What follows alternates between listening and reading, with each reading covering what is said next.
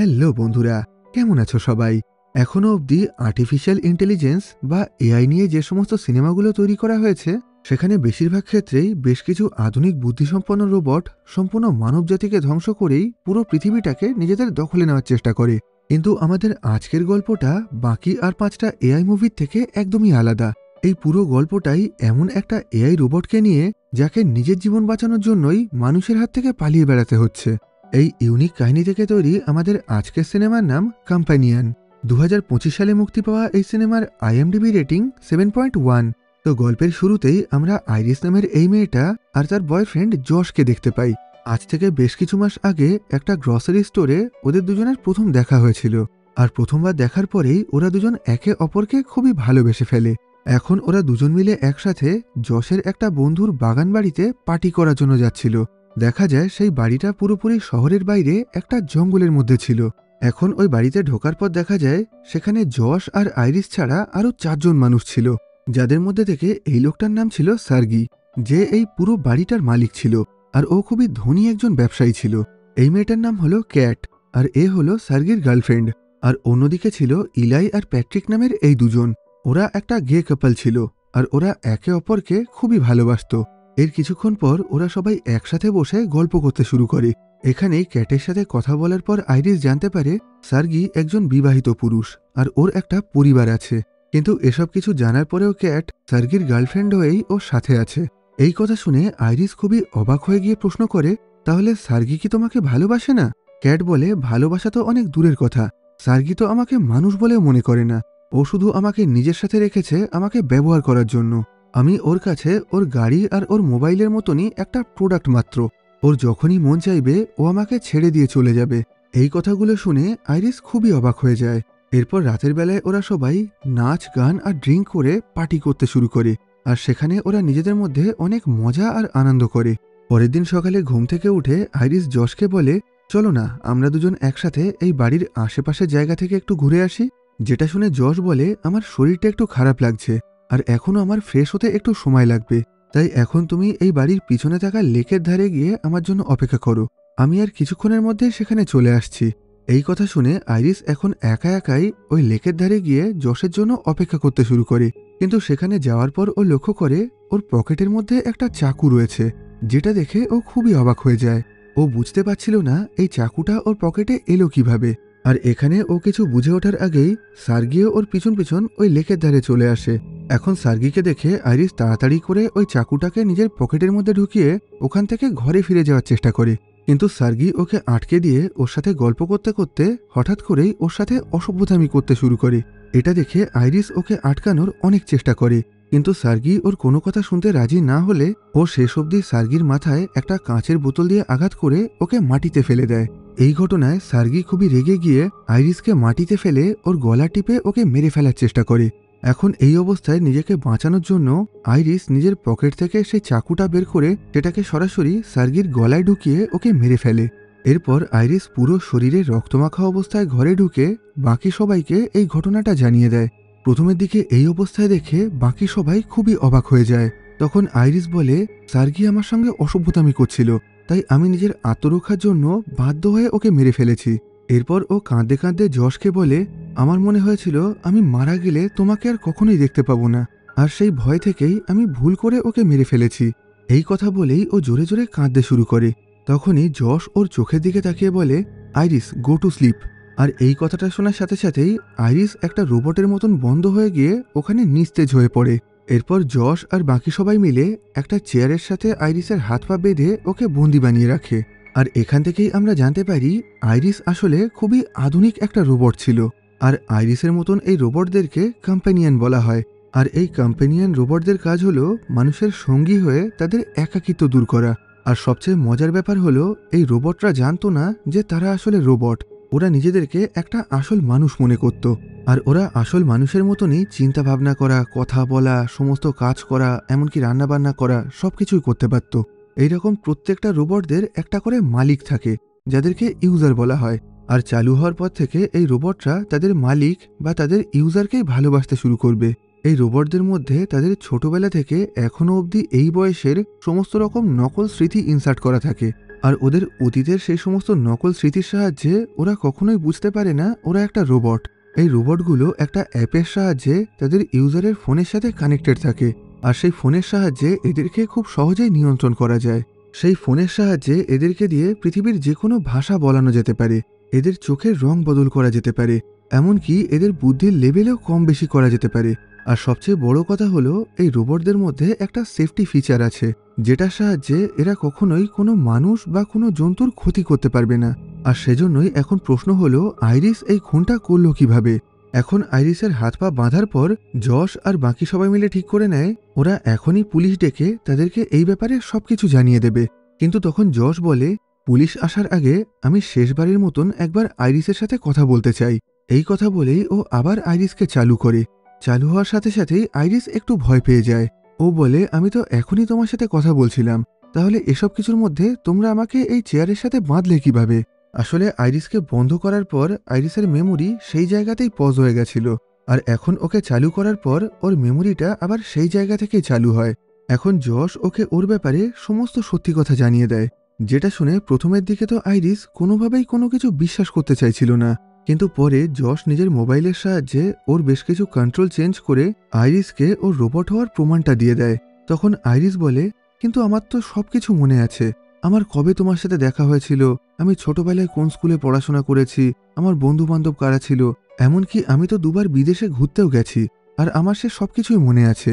যেটা শুনে যশ বলে, এ সবকিছুই নকল স্মৃতি, যেগুলোকে প্রোগ্রামিংয়ের সাহায্যে তৈরি করে তোমার মেমোরিতে রেখে দেওয়া হয়েছে। এরপর আমাদেরকে দেখানো হয় যশ এমপ্যাথিক্স নামের একটা কোম্পানির কাছ থেকে আইরিসকে কিনেছিল। তখন ওই কোম্পানির লোকজন এসে আইরিসকে ব্যবহার করার সমস্ত ইনস্ট্রাকশনস যশকে জানিয়ে গেছিল। এখন সবকিছু শোনার পর আইরিসের পায়ের তলা থেকে যেন মাটি সরে গেছিল। ও কোনোভাবেই এসব কিছু বিশ্বাস করতে চাইছিল না। কিন্তু কিছুক্ষণ পরে নিজের রোবট হওয়ার সমস্ত রকম প্রমাণ পাওয়ার পর ও যশকে বলে, আমি রোবট, তাতে কি হয়েছে, আমি তো এখনো তোমাকে ভালোবাসি, আর আমাদের মধ্যে তো কোনো কিছুই বদলায়নি, আমরা দুজন আবার আগের মতন সুখে শান্তিতে একসাথে থাকতে পারবো। তখন যশ বলে, এটা আর কোনোভাবেই সম্ভব না, কারণ তুমি একজনকে খুন করেছো, তাই এখন তোমাকে পুলিশের হাতে তুলে দিতে হবে। এরা দুজন যখন নিজেদের মধ্যে কথা বলছিল তখনই পিছন থেকে ক্যাট এসে যশকে বলে, তুমি এখনো পুলিশকে না ডেকে আইরিসের সাথে গল্প করে সময় নষ্ট করছো, এখন তাড়াতাড়ি ওকে শাটডাউন করে দাও। কিন্তু এই শাটডাউনের কথা শুনে আইরিস খুবই ভয় পেয়ে গিয়ে যশের কাছে কাকুতি মিনতি করে কান্নাকাটি করতে শুরু করে। এখন যশ ক্যাটকে নিয়ে পাশের একটা অন্য ঘরে চলে যায়, আর সেখানেই ওদের দুজনের কথা শুনে বোঝা যায় ওরা আইরিসের সাহায্যে সার্গিকে মারার জন্য একটা বিশাল বড় মাস্টার প্ল্যান তৈরি করেছিল। আসলে যশ আর ক্যাট খুব ভালোভাবেই জানতো সার্গি রোজ সকালে ওদের বাড়ির পিছনে লেকের ধারে গিয়ে সময় কাটায়। সেজন্যই এখন যশ ইচ্ছা করেই আইরিসকে একা একা ওই লেকের ধারে পাঠিয়ে দেয়, আর যাওয়ার আগে ও লুকিয়ে লুকিয়ে আইরিসের পকেটের মধ্যে একটা চাকু রেখে দেয়। এরপর ও নিজের ফোনে একটা পেন ড্রাইভ লাগিয়ে সেটার সাহায্যে আইরিসের সফটওয়্যারটাকে মডিফাই বা হ্যাক করে ওর সেফটি সেটিংটাকে বন্ধ করে দেয়, যার ফলে এখন আইরিস চাইলে যে কোনো মানুষের ক্ষতি করতে পারবে বা তাদেরকে মেরেও ফেলতে পারবে। যশ আর ক্যাট দুজনেই জানতো সার্গি একটু ক্যারেক্টারলেস আছে, সেজন্য আইরিসকে একা দেখলেই ও একটু অসভ্যতামি করার চেষ্টা করবে। আর যেহেতু এখন আইরিসের সেফটি সেটিং বন্ধ করা ছিল, তাই নিজেকে বাঁচানোর জন্য এখন ও সার্গিকে মেরে ফেলতে পারবে। আর এদের প্ল্যান মতন সবকিছু তেমনটাই হয়। এখন যশের কাজ হলো পুলিশ আসার আগে আইরিসের সফটওয়্যারটাকে ঠিক করে ওর সেফটি সেটিংটাকে আবার চালু করে দেওয়া, যার ফলে ও যে আইরিসের সফটওয়্যারের সেটিং চেঞ্জ করে সার্গিকে খুন করেছে সেই ব্যাপারটা আর কেউই জানতে পারবে না। যশ আর ক্যাট যখন পাশের ঘরে কথা বলছিল সেই সুযোগে আইরিস মেঝেতে পড়ে থাকা সেই চাকুর সাহায্যে নিজের হাত পায়ের বাঁধন খুলে ফেলে, কিন্তু এসব কিছুর মধ্যেই ওখানে যশ চলে আসে। তাই এখন আইরিস যশের গলায় একটা ঘুষি মেরে ওকে আহত করে দিয়ে ওর ফোনটা নিয়ে ওখান থেকে পালিয়ে যায়। এই ঘটনায় যশ আর ক্যাট খুবই চিন্তায় পড়ে গেছিল, কারণ আইরিস যদি এই অবস্থায় পুলিশ অথবা ওর কোম্পানির লোকের কাছে ধরা পড়ে যায় তাহলে সবাই খুব ভালোভাবেই বুঝতে পারবে আইরিসের সফটওয়্যারে চেঞ্জ করে ওকে দিয়ে ইচ্ছা করে এই খুনটা করানো হয়েছে। তাই এখন পুলিশ আসার আগেই এদেরকে আইরিসকে খুঁজে বের করে ওর কাছে থাকা যশের ফোনের সাহায্যে ওর সফটওয়্যারটাকে রিসেট করতে হবে। কিন্তু এদের দুজনের পক্ষে এত বড় একটা জঙ্গলের মধ্যে থেকে আইরিসকে খুঁজে বের করা কোনোভাবেই সম্ভব না। তাই ওরা বাধ্য হয়ে এলাই আর প্যাট্রিককেও সার্গিকে খুন করার সেই প্ল্যানের ব্যাপারে জানিয়ে দেয়। যদিও প্রথমের দিকে এলাই কোনোভাবেই এদেরকে সাহায্য করতে চাইছিল না, তখন ক্যাট জানায় এই বাড়িতেই একটা লকারের মধ্যে সার্গি $12 মিলিয়ন রেখে দিয়েছে, আর এখন ওরা সেই টাকাটা নিজেদের মধ্যে সমান ভাগে ভাগ করে নেবে। এখন এত টাকার কথা শুনে এলাইও ওদেরকে সাহায্য করার জন্য রাজি হয়ে যায়। এখানে দেখা যায় ওই লকারের মধ্যে টাকার সাথে সাথে একটা বন্দুকও ছিল। এখন যশ জানায় এই টাকাটা ওরা নিজেদের মধ্যে 3 ভাগে ভাগ করবে, কারণ আইরিসের মতন প্যাট্রিকও একজন কম্পানিয়ান রোবট ছিল, আর ওর ইউজার ছিল এলাই। আর এখানে আশ্চর্যের ব্যাপার হলো প্যাট্রিক নিজেও জানতো যে ও রোবট। এলাই ওকে আগে থেকেই ওর ব্যাপারে সবকিছু জানিয়ে দিয়েছিল। এখন যশ, ক্যাট, এলাই আর প্যাট্রিক এরা 4 জন মিলে পাশের জঙ্গলে গিয়ে আইরিসকে খুঁজতে শুরু করে। এদিকে দেখা যায় আইরিস ওই জঙ্গলের মধ্যে বসে বসে যশের ফোনের সাহায্যে নিজের সমস্ত সেটিংগুলোকে ঘাঁটাঘাঁটি করে দেখছিল। আর সেখান থেকেই ও দেখতে পায় ওর ইন্টেলিজেন্স বা বুদ্ধির লেভেল মাত্র 40% করা ছিল, কিন্তু এখন ও নিজের বুদ্ধির লেভেলটা পুরোপুরি 100% বাড়িয়ে নেয়। আর এর সাথে সাথেই ওর মাথায় বেশ কিছু নতুন নতুন আইডিয়া আসে। এখন ও ঠিক করে নেয় এখান থেকে নিজের বাড়ি ফিরে গিয়ে সেখানে ফ্রেশ হয়ে জামা কাপড় চেঞ্জ করে বেশ কিছু টাকা পয়সা নিয়ে এখান থেকে দূরে অন্য কোথাও পালিয়ে যাবে। কিন্তু সমস্যা হলো এখান থেকে ওদের বাড়ি 150 থেকে 200 কিলোমিটার দূরে ছিল, আর এতটা পথ ওর পক্ষে পায়ে হেঁটে যাওয়া সম্ভব ছিল না। এদিকে ওর শরীরে আর জামা কাপড়ে রক্ত লেগে থাকার কারণে ও রাস্তায় কোনো গাড়ি থেকে লিফটও নিতে পারবে না। তাই এখন ও ঠিক করে নেয় ও লুকিয়ে লুকিয়ে যশের গাড়ির কাছে চলে যাবে, আর তারপর যশের ফোনের সাহায্যে ওর গাড়িটাকে আনলক করে এখান থেকে পালিয়ে যাবে। কিন্তু কিছু দূর যাওয়ার পরেই ও জঙ্গলের মধ্যে এলাই আর প্যাট্রিককে দেখে একটা গাছের পিছনে লুকিয়ে পড়ে। আসলে ওরা দুজনও এখন এই জঙ্গলের মধ্যে আইরিসকে খোঁজার চেষ্টা করছিল।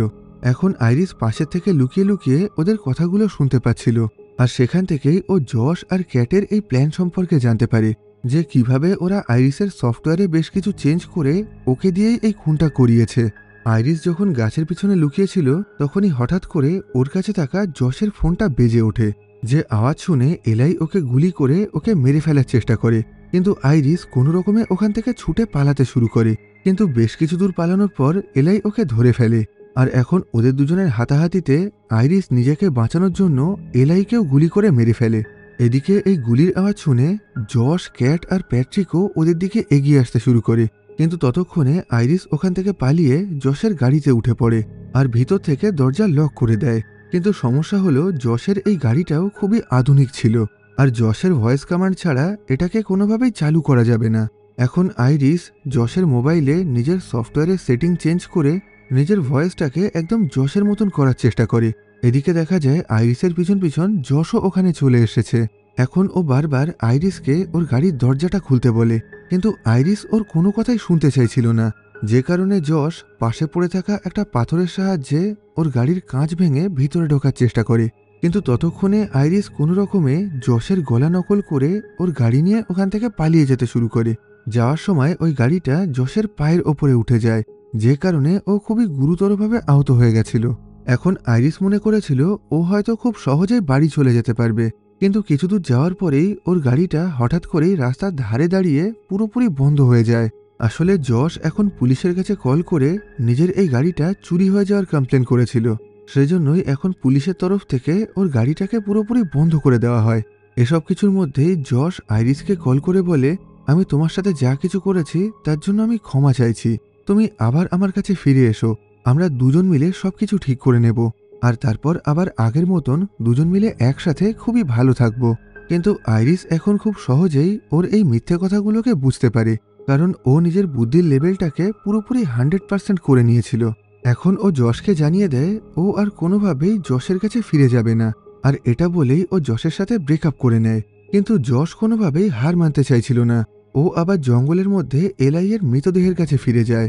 দেখা যায় প্যাট্রিক তখন এলাইয়ের পাশেই খুবই মন খারাপ করে উদাস হয়ে বসেছিল। এখন যশ এলাইয়ের ফিঙ্গারপ্রিন্ট দিয়ে প্যাট্রিককে পুরোপুরি রিসেট করে নেয়, আর তারপর ও প্যাট্রিককে নিজের সাথে লিঙ্ক করিয়ে নেয়, যার মানে এখন থেকে যশ হলো প্যাট্রিকের ইউজার বা ওর মালিক।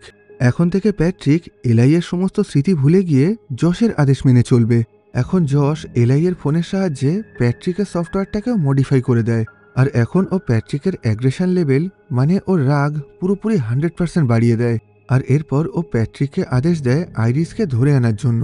এদিকে দেখা যায় আইরিস কোনো রকমে ওর গাড়ির কাঁচ ভেঙে বাইরে বেরিয়ে এসেছে, কিন্তু তখনই ওর গাড়ির পাশে একজন পুলিশ অফিসার চলে আসেন, আর উনি আইরিসের কাছে বিভিন্ন রকম প্রশ্ন করতে শুরু করেন।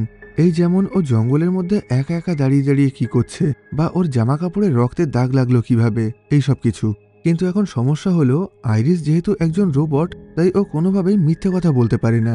কিন্তু আবার এই পুলিশকে সত্যি বললে উনি একে গ্রেফতার করে নিয়ে যাবেন।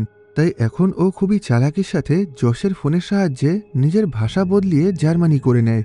আর তারপর ও জার্মান ভাষায় ওই পুলিশকে সমস্ত সত্যি বলতে শুরু করে, যে কিভাবে ও ভুল করে নিজের আত্মরক্ষার জন্য সার্গি আর এলাইকে মেরে ফেলেছে। কিন্তু ওই পুলিশটা ওর এই জার্মান ভাষার কিছুই বুঝতে পারছিলেন না। কিন্তু তখনই উনি গাড়ির মধ্যে সেই রক্ত লেগে থাকা চাকুটা দেখতে পান, যেটা দেখে ওনার খুবই সন্দেহ হয়। সেজন্য উনি আইরিসকে গ্রেফতার করতে শুরু করেন। কিন্তু তখনই ওখানে প্যাট্রিক চলে আসে, আর এই পুলিশ অফিসারটা ওকে আটকাতে গেলে ও নিজের অতিরিক্ত রাগের কারণে ওই পুলিশটাকে ওখানেই গুলি করে মেরে ফেলে। এরপর ও আইরিসকে শাটডাউন করে ওই পুলিশের গাড়িতে করেই ওকে আবার যশের কাছে ফিরিয়ে নিয়ে আসে। এদিকে দূর থেকে পুলিশের গাড়ি দেখে যশ আর ক্যাট একটু ভয় পেয়ে গেছিল। কিন্তু পরে ওরা দেখতে পায় ওই গাড়ির মধ্যে থেকে প্যাট্রিক আইরিসকে নিয়ে বেরিয়ে আসছে, আর ওই গাড়ির পিছনের ডিকির মধ্যে সেই পুলিশ অফিসারের মৃতদেহটা পড়ে আছে। এসব কিছু দেখে ক্যাট প্রচণ্ড ভয় পেয়ে যায়। ও বুঝতে পারে এবার অনেক বাড়াবাড়ি হয়ে গেছে, তাই ও তাড়াতাড়ি করে নিজের ভাগের সমস্ত টাকা নিয়ে ওখান থেকে পালানোর চেষ্টা করে। যদিও যশ ওকে আটকানোর অনেক চেষ্টা করে। ও বলে, তুমি এখন পালিয়ে গেলে আমরা দুজনেই পুলিশের কাছে ধরা পড়ে যাব, আমাদের দুজনকে একসাথে পুলিশের কাছে সাক্ষী দিতে হবে। কিন্তু ক্যাট ওর কোনো কথাই শুনতে চাইছিল না, যে কারণে এখন যশ প্যাট্রিককে আদেশ দেয় ক্যাটকে আটকানোর জন্য। কিন্তু এখন নিজের অ্যাগ্রেশন লেভেল 100% থাকার জন্য প্যাট্রিক পিছন দিক থেকে এসে সরাসরি ক্যাটের পিঠেই একটা চাকু ঢুকিয়ে দেয়, যেটা দেখে যশ প্রচণ্ড অবাক হয়ে যায়। ও বুঝতে পারে প্যাট্রিকের রাগ 100% বাড়িয়ে দেওয়ার কারণে এখন ও প্রচণ্ড হিংস্র হয়ে গেছে। এই অবস্থায় ও খুব সহজেই যে কোনো মানুষকে মেরে ফেলতে পারবে।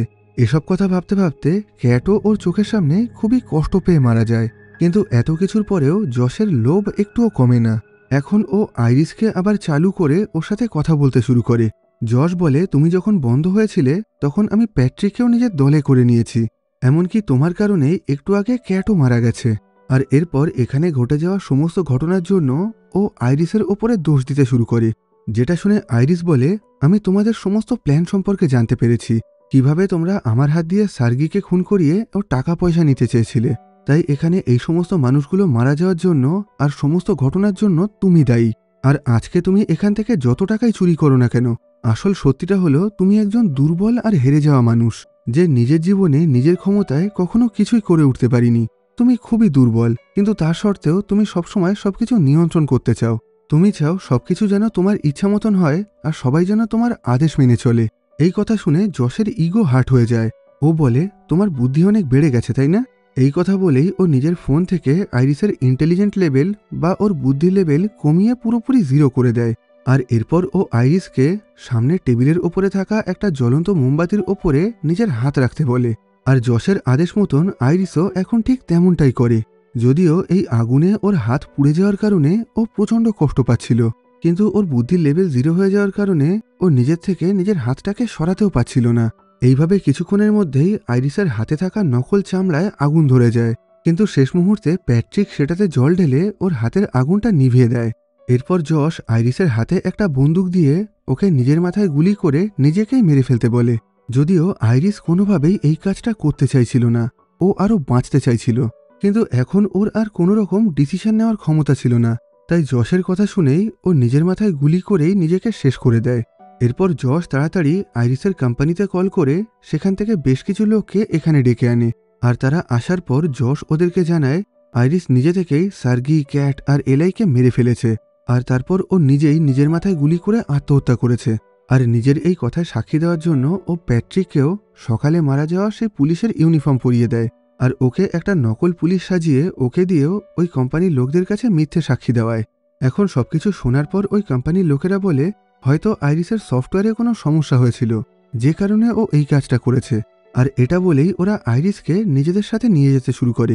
যাওয়ার আগে যশ ওদেরকে প্রশ্ন করে, আচ্ছা আইরিসকে কি আর কোনোভাবেই চালু করা সম্ভব না? কোম্পানির লোকেরা বলে, আইরিসের সিপিইউ, মেমোরি আর ওর সমস্ত দরকারি জিনিসগুলোকে ওর পেটের মধ্যে সুরক্ষিতভাবে রাখা আছে, আর ওর মাথার মধ্যে শুধুমাত্র বেশ কিছু অ্যান্টেনা আর ওয়াইফাই সিগন্যাল ছিল। তাই যেহেতু ওর পেট পুরোপুরি সুরক্ষিত আছে, তাই ওকে আবার আগের মতন রিকভার করা সম্ভব। এমনকি এতক্ষণ ধরে ওর সাথে যা কিছু হয়েছে সেই সব কিছুই ওর চোখের ভিতরে লাগানো ক্যামেরার সাহায্যে রেকর্ড হয়েছে। আর আমরা চাইলে আইরিসের সাথে সাথে সেই সমস্ত ডেটাগুলোকেই রিকভার করতে পারবো। এই কথা শুনে যশ প্রচণ্ড ভয় পেয়ে যায়। ও বুঝতে পারে একবার আইরিসের ডেটা রিকভার হয়ে গেলে ওর এই কাজের সম্পর্কে সবাই জানতে পারবে। এখন ওই কোম্পানির দুজন লোক আইরিসকে নিজেদের ভ্যানে নিয়ে গিয়ে ওকে একটা বড় কম্পিউটারের সাথে কানেক্ট করে ওকে আবার নতুন করে রিবুট করতে শুরু করে। আর একবার এই রিবুট হয়ে গেলেই আইরিস আবার আগের মতন চালু হয়ে যাবে। এরপর ওই কোম্পানির লোকেরা যখন নিজেদের গাড়ি নিয়ে ওখান থেকে চলে যাচ্ছিল তখনই হঠাৎ করে প্যাট্রিক ওদের সামনে এসে ওদের দিকে গুলি চালাতে শুরু করে। আসলে জশই এখন ওকে এই কাজটা করার আদেশ দিয়েছিল। এখন প্যাট্রিকের গুলিতে এদের দুজনের মধ্যে থেকে একজন মারা যায়, আর অন্য একজন কোনো রকমে ওই গাড়ি থেকে বেরিয়ে পাশের জঙ্গলের মধ্যে ছুটে পালাতে শুরু করে। কিন্তু কিছুক্ষণের মধ্যে প্যাট্রিক ওকেও খুঁজে বের করে মারার চেষ্টা করে। এদিকে এসব কিছুর মধ্যে আইরিস আবার পুরোপুরি রিবুট হয়ে নতুন করে চালু হয়ে গেছিল। এখন ও হাতে একটা টেজার গান নিয়ে প্যাট্রিককে আটকানোর জন্য চলে আসে, কিন্তু রিবুট হওয়ার পর ওর সমস্ত সিস্টেম আবার ডিফল্ট সেটিংয়ে চলে গেছিল, যে কারণে এখন আবার ওর সেফটি সেটিংটা চালু হয়ে গেছিল। তাই ও নিজের ইচ্ছাতেও প্যাট্রিকের কোনো ক্ষতি করতে পারছিল না। এখন আইরিসকে দেখে প্যাট্রিকও ওই কোম্পানির লোককে ছেড়ে দিয়ে আইরিসকেই মারার চেষ্টা করে। তখন আইরিস বলে, তুমি যার জন্য এই কাজটা করছো সে কিন্তু তোমাকে ভালোবাসে না। জশ তোমাকে আর আমাকে দুজনকেই ব্যবহার করেছে। তোমার আসল ভালোবাসা ছিল এলাই, যে আজ সকালেই মারা গেছে। আর এরপর ও এলাইয়ের ব্যাপারে প্যাট্রিককে বেশ কিছু কথা বলতে শুরু করে, যেগুলো শুনে আস্তে আস্তে প্যাট্রিকের এলাইয়ের সাথে কাটানো সমস্ত পুরনো স্মৃতিগুলো মনে পড়তে শুরু করে। প্রথমের দিকে ওর খুবই ভালো লাগছিল, কিন্তু পরে যখন ওর মনে পড়ে এলাই ওর চোখের সামনেই মারা গেছিল তখন ও প্রচণ্ড দুঃখে কাঁদতে শুরু করে। আর আস্তে আস্তে এলাইয়ের মৃত্যুর জন্য ও নিজেকেই দোষী মনে করতে শুরু করে। সেজন্য একটা সময় ও প্রচণ্ড রাগে দুঃখে কষ্টে ওই টেজার গানটা নিজের মুখের মধ্যে ঢুকিয়ে নিজেকেই ইলেকট্রিক শক দিয়ে মেরে ফেলে। প্যাট্রিক মারা যাওয়ার পর পাশে বসে থাকা সেই কোম্পানির লোকটা আইরিসকে বলে, আজকে তুমি আমার জীবন বাঁচিয়েছ, তার জন্য তোমাকে অসংখ্য ধন্যবাদ। তোমার এই উপকারের জন্য আমিও তোমাকে একটু সাহায্য করতে চাই। এই কথা বলেই ও আইরিসকে নিজের পুরো কন্ট্রোল দিয়ে দেয়, যার মানে এখন থেকে আর আইরিসকে কারোর আদেশ মেনে চলতে হবে না। এখন থেকে বাকি আর 5 জন মানুষের মতন আইরিসও নিজের ইচ্ছার মালিক হয়ে উঠেছিল। এদিকে দেখা যায় ঘরের মধ্যে যশ তখন সার্গির লকার থেকে ও সমস্ত টাকাগুলো চুরি করে পালানোর চেষ্টা করছে, কিন্তু তখনই ওর কাছে আইরিস চলে আসে। ওকে দেখে যশ তাড়াতাড়ি করে নিজের ফোনের সাহায্যে ওকে কন্ট্রোল করার চেষ্টা করে। তখন আইরিস বলে, একটু আগে ওই কোম্পানির লোকটা আমার পুরো কন্ট্রোলিং পাওয়ার আমাকেই দিয়ে দিয়েছে, যার মানে এখন থেকে আমাকে আর কেউই নিয়ন্ত্রণ করতে পারবে না। আমি পুরোপুরি স্বাধীন, আর এখন আমি চাইলে তোমাকে মেরেও ফেলতে পারি। এই কথা বলেই ও যশের দিকে বন্দুক তাক করলেও ওকে কোনোভাবেই গুলি করতে পারে না। আসলে আইরিস এখনও মনে মনে যশকেই ভালোবাসত, আর ওর প্রতি খুবই দুর্বল ছিল। আর এই সুযোগেই যশ আইরিসের কাছে ক্ষমা চেয়ে ওকে ভালোবাসার নাম করে ওর কাছে এসে হঠাৎ করেই ওকে মারতে শুরু করে। এখন ও সরাসরি আইরিসের পেটে গুলি করে ওকে পুরোপুরি ধ্বংস করে দিতে চাইছিল। মারার আগে যশ ওকে বলে, তুমি শেষবারের মতন বলো আমি তোমার জীবনের সবকিছু ছিলাম, তুমি আমাকেই ভালোবাসতে। আসলে শেষ মুহূর্তেও আইরিসকে মারার আগে যশ নিজের ইগো স্যাটিসফাই করতে চাইছিল। এখন আইরিসও কাঁদতে কাঁদতে যশের কথা মতন সবকিছু বলতে শুরু করে, কিন্তু এসব কিছুর মধ্যেই ও পাশে মেঝেতে একটা চাকু পড়ে থাকতে দেখে। এখন ও সেই চাকুটাকে সরাসরি যশের মাথায় ঢুকিয়ে ওকে মেরে ফেলে। এখন অবশেষে আইরিস যশের কাছ থেকে পুরোপুরি মুক্ত হয়ে গেছিল। এরপর ও স্নান করে ফ্রেশ হয়ে নেয়, আর সেখানেই ও নিজের হাতের পুড়ে যাওয়া চামড়াটাকে সরিয়ে নিজের রোবট হওয়ার ব্যাপারটা মেনে নেয়। এখন নিজের সত্যিটা জানার পরেও ও নিজেকে ভালোবাসতে শিখে গেছিল। এরপর ও নতুন জামা কাপড় পরে সার্গির সমস্ত টাকা পয়সা নিয়ে ওই বাড়ি থেকে বেরিয়ে পড়ে। এখন থেকে ও আর কারোর আদেশ না মেনে নিজের জীবনটাকে নিজের মতন ভাবে নতুন করে শুরু করবে।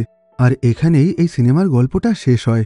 মুভিতে আইরিসের মতন বাস্তব জীবনে অনেক মানুষই এইরকম টক্সিক রিলেশনশিপে আটকে রয়েছে, যেখানে ভালোবাসার নাম করে মানুষ নিজেদের সাথে ঘটে যাওয়া সমস্ত বাজে ব্যবহারগুলোকে ইগনোর করে চলে।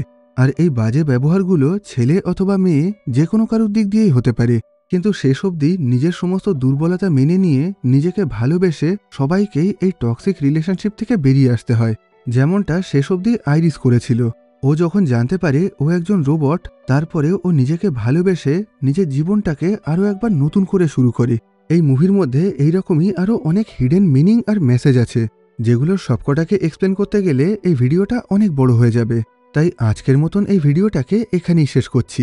ভিডিওটা তোমাদের কেমন লাগলো কমেন্ট বক্সে জানিও। ভালো লাগলে লাইক করো আর খারাপ লাগলে ডিসলাইক করো। আবার দেখা হবে পরবর্তী ভিডিওতে।